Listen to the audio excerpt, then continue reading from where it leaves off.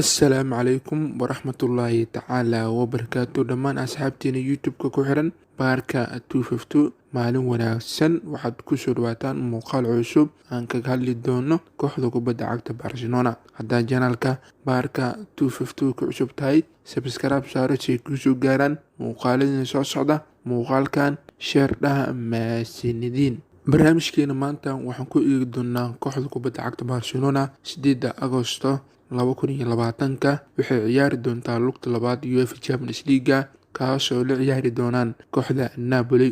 Lugtii hore San Paolo Stadium ayuu kusoo wada ciyaareen labada kooxood Barcelona iyo Napoli, gool ayuu kusoo dhamaatay. Lugta labaad waxaa lagu ciyaari doonaa garoonka Camp Nou Stadium 8 Agoosto 2020. Barcelona kulankaas haddii ay ka badiso kooxda Napoli midkood waxay ku aadi doontaa kooxaha Chelsea iyo Bayern Munich, midkii soo baxdo ayuu ku dhici doontaa. Barcelona natiijo fiican ayay haystaa kulanka Napoli kaasoo lugtii hore San Paolo Stadium ayaa lagu wada ciyaaray, gool ayuu kusoo dhamaatay. Barcelona natiijo fiican ayay haystaa inta lagu ciyaarin garoonka Camp Nou Stadium. Barcelona Napoli haddii ay ka soo baxdo ama ay ka badiso midkood waxay ku aadi doontaa kooxaha Bayern Munich iyo Chelsea. Haddii ay Bayern soo baxdo Barcelona iyo Bayern Munich ayaa isku dhici doono. Haddii Chelsea ay soo baxdo waxaa isku dhici doono Barcelona iyo Chelsea. Aragtidaada waa kasoo dhiibi kartaa siday kula tahay Barcelona Napoli lugta labaad ee ma kasoo bixi doontaa kadib midkood Bayern ama Chelsea ma ku aadi doontaa. Ugu dambeyntii 20 bishii 7 2020 isliintii UEFA ayaa bayaan ka soo saartay FIFA Ballon d'Or in sanadkan la bixi doonin. Waalanka salay sanadkan lama bixi doono FIFA Ballon d'Or. Waa markii labaad ee sidaan dhacdo in abaalmarinta FIFA Ballon d'Or la baajiyo. 1956 ayaa sanadkaas camal lanka salay. Sanadkan 2019 iyo 20 waalanka salay FIFA Ballon d'Or sanadkan lama bixi doono. sanadka dambe ayay noqon doontaa. Caabuqa coronavirus dartiis ayaa loo kansalay FIFA Ballon d'Or. Aragtidaada waa kasoo dhiibi kartaa Barcelona iyo Napoli. Barcelona ma kasoo bixi kartaa Napoli, Bayern